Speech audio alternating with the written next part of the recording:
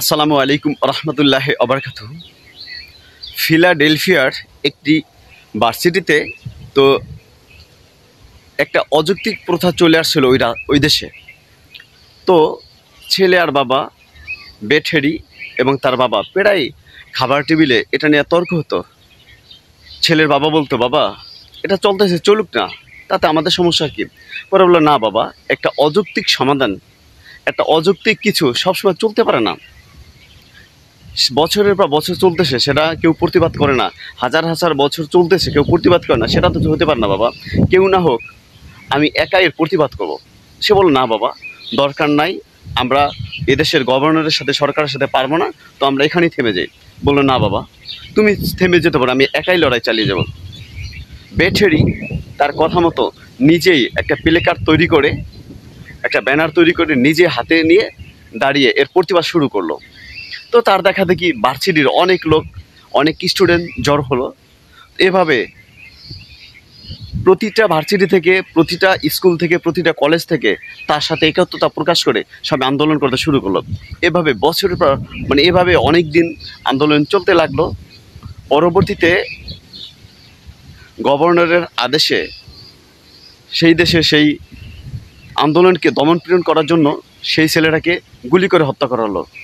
তো পরবর্তীতে বেঠেরির বাবা মা খুব চিন্তিত, খুব ব্যথিত, খুব দুঃখিত, কারণ তাদের একটি মাত্র ছেলে ছিল। তারা খাওয়া দাওয়া বন্ধ করে দিল, তারা টেনশন, দুশ্চিন্তায় অস্থির হয়ে গেল। এভাবে অনেক দিন চলতে লাগলো। তো কোনো ফিলেই তাদের আর জীবন চলতেছে না। তো পরবর্তীতে একদিন ভাবলো যে এভাবে যদি হয় তো আমরা মারা পড়বো আমাদের সন্তানের সঙ্গে। তো আমাদের সন্তান যেই উদ্দেশ্যে আন্দোলন চালিয়ে যাইতেছিল, আন্দোলন করছিল, আমরা সেই দাবির জন্য আন্দোলন করব। এই বাবা মা কাফনের কাপড় মাথায় বেঁধে তারা আন্দোলনে ঝাঁপিয়ে পড়ল।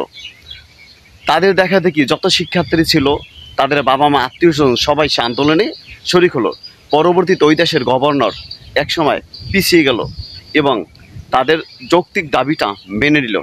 ঠিক এভাবে চলতেছিল। তো পরবর্তীতে তারা সফল হলো এবং সন্তানের কবরের কাছে গিয়ে বলল যে, বাবা, তুই যেটা শুরু করেছিলি সেটা আমরা সমাপ্ত করলাম।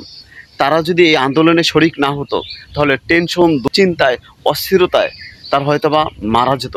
তাদের একটিই ছেলে ছিল।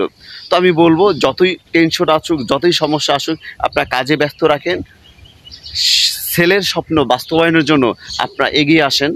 সবাই ভালো থাকবেন, সুস্থ থাকবেন, কখনো কিছুর জন্য টেনশন করবেন না, দুশ্চিন্তা করবেন না। যেটা আছে সেটাই হবে, প্রকৃতির নিয়মে সব কিছু চলবে। ভালো থাকবেন, সুস্থ থাকবেন, সবসময় ভালো কিছুর সাথে থাকবেন।